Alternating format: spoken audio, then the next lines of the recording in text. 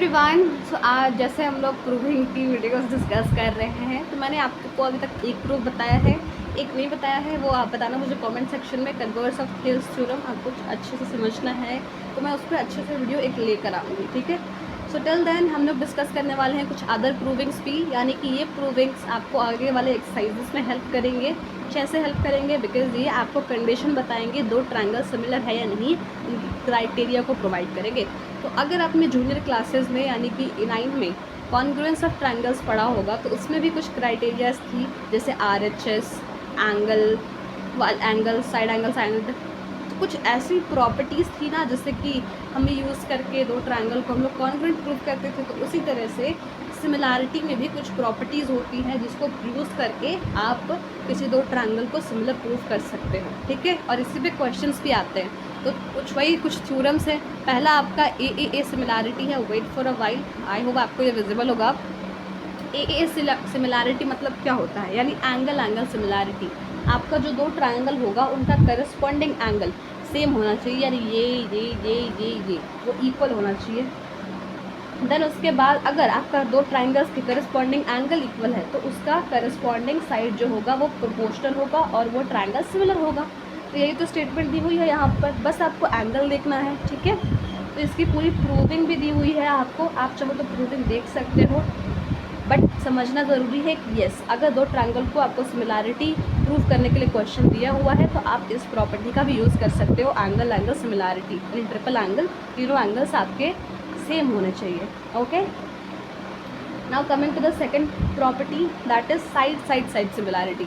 अब इसका मतलब क्या हुआ? पहले हमने तो अभी तक साइड्स के रेशियो यानी बीपीटी थ्योरम में क्या देखा कि आपकी जो दो साइड्स थे उनके रेशियो को देखा कि वो सेम होना चाहिए।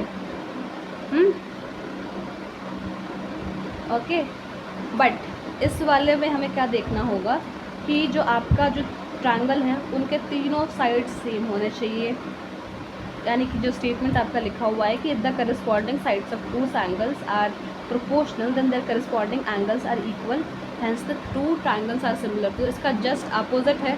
बस इतनी बात याद रखनी है कि इसमें आपको एंगल चेक करना है। एंगल आपका अगर करस्पॉन्डिंग एंगल सही हो गया तो इट मीन्स इसके जो साइड्स के प्रोपोर्शनैलिटी रेशियो सेम है, वो इक्वल हो जाएगा और आपका ट्रायंगल सिमिलर हो जाएगा। और इसमें आपको साइड्स की प्रोपोर्शनैलिटी देखनी है, यानी कि ये वाली, अगर ये तीनों इक्वल है तो ये side side side similarity criteria को फॉलो कर रही है और इसके बाद इसका एंगल भी इक्वल हो सकता है। बिकॉज ये क्राइटेरिया में तीनों साइड्स की प्रोपोर्शनैलिटी इक्वल होगी तो वो सिमिलर होगा।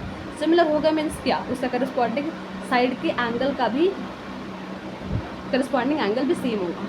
सो अगर आपको कन्फ्यूज़न है तो ये कन्फ्यूज़न हम लोग क्वेश्चंस में दूर करेंगे। अच्छे से क्वेश्चंस प्रैक्टिस करोगे आपको ये इजीली समझ में आ जाएगा। ओके, ना coming to theorem number third. Theorem number third में क्या बोला जा रहा है कि साइड एंगल साइड सिमिलैरिटी, ये भी एक क्राइटेरिया है सिमिलर प्रूफ करने के लिए दो ट्रायंगल्स को। तो इसका स्टेटमेंट क्या बोलता है कि one of a triangle is equal to one angle of a triangle one angle of other triangle and the sides including these angles are proportional then the two triangles are similar। it means what कि आपका यहाँ पर SAS अगर logically देखो तो SAS नाम से ही पता चल रहा है साइड एंगल साइड। तो आपका जो बीच का एंगल और दो साइड के प्रोपोर्शनल रेशियो सेम होना चाहिए और एक एंगल सेम होना चाहिए उन दोनों के बीच का। देन जैसे कि यहाँ पर A और D एंगल इक्वल है, यानी A और D, और साइड कौन सी है? AB बाई DE और AC बाई DF। ये दो ट्रायंगल्स हैं तो मैंने दो ट्रायंगल्स का ये बीच वाला एंगल लिया। साइड तो हमने AB और AC ली और इसमें DE और DF ली। अब आप कंफ्यूज मत होना कि हमने प्रोपोर्शनल साइड्स का रेशियो तो पढ़ा है कि वो एक ट्रायंगल में ये होता है, नहीं, वैसा हम लोग दो ट्रायंगल्स में भी ले सकते हैं अगर करस्पॉन्डिंग साइड हुआ तो। जैसे हमने क्वेश्चन एग्जाम्पल में भी सॉल्व किए हैं ना इससे रिलेटेड, तो आई होप उससे आपको क्लू और हेल्प मिलेगी। अगर आपने वो वीडियो नहीं देखी है क्लास 10 ट्रायंगल्स वाली, इंट्रोडक्शन वाली, तो प्लीज़ जाकर ज़रूर देखिएगा, उससे ज़रूर आपको हेल्प मिलेगी। तो सिंपली बात क्या हुई कि आपका जो ये साइड, यानी कि अगर हम लोग दो ट्रायंगल्स दी हुई है आपकी, तो एक ये साइड हो गई करस्पॉन्डिंग और एक ये साइड हो गई करस्पॉन्डिंग और बीच का एक एंगल, जब ये तीनों क्राइटेरिया इक्वल होंगे देन आपका साइड एंगल साइड क्राइटेरिया वहाँ पर फॉलो होगा सिमिलैरिटी प्रूव करने के लिए। इन वन लाइन दो साइड्स के प्रोपोर्शनल रेशियो सेम होना चाहिए और बीच का एंगल सेम होना चाहिए, ठीक है। प्रॉपर वैल्यू नहीं बोल रही हूँ मैं, प्रोपोर्शनैलिटी वैल्यू बोल रही हूँ साइड्स के लिए। एक और थ्योरम आता है इसमें, RHS theorem I think so, है ना।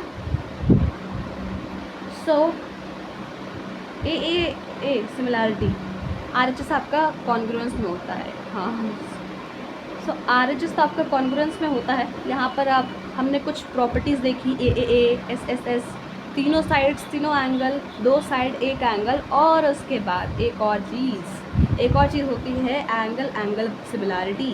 यानी कि अगर आपके दो एंगल भी इक्वल हो गए तो आपका वो जो दो ट्रायंगल है वो सिमिलर हो जाएगा। दो प्रॉपर्टी भी यानी दो एंगल भी सेम मिल गए ना तो आपकी ट्रायंगल सिमिलर हो जाएगी। एंड आई नो इस वीडियो के बाद बहुत सारे कन्फ्यूजन्स होंगे कि ये थ्योरम्स में बोला क्या गया, ये प्रॉपर्टीज़ थी क्या, समझ नहीं आया, या कुछ चीज़ें सर के ऊपर से गई, चमक गई, अगर नॉर्मल लैंग्वेज में बोलूँ तो।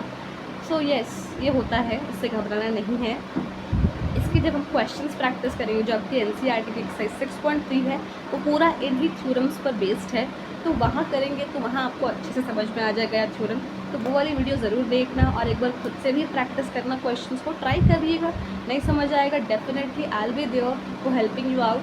एंड यस, 6.2 भी देखिएगा, जो प्रीवियस BPT थ्योरम हमने पढ़ा या कन्वर्स थ्योरम मैंने आपको थोड़ा सा बस बताया, उसके भी एक्सरसाइज क्वेश्चन 6.2 में है, तो वो भी समझना ज़रूरी है। उसके एक्सरसाइज वीडियो को भी देखना है। And here I am not doing any promotion, literally guys I am telling you कि नहीं समझ में आती है, ये मुझे भी समझ आता है कि पहली बार आप कोई आप चीज़ पढ़ो तो वो लिटरली एकदम माइंड में जाके अच्छे से वर्क नहीं करती है, एकदम क्वेश्चंस आपको धड़ बन जाते हैं, अच्छी बात है। बट येस, नॉर्मली केसेस में ऐसा नहीं होता है। तो हम लोग क्वेश्चंस को अच्छे से ट्राई करेंगे, वहाँ मैं पूरी कोशिश करूँगी कि आपको वहाँ पर भी थ्योरम्स के अच्छे से यूज़ बता पाऊँ। And that's it all about this video. Thank you so much for watching. And exercise questions की प्रैक्टिस ज़रूर करिएगा। And hope you are having a good summer vacation, अच्छे से इंजॉय भी करिएगा पढ़ने के साथ। Thank you.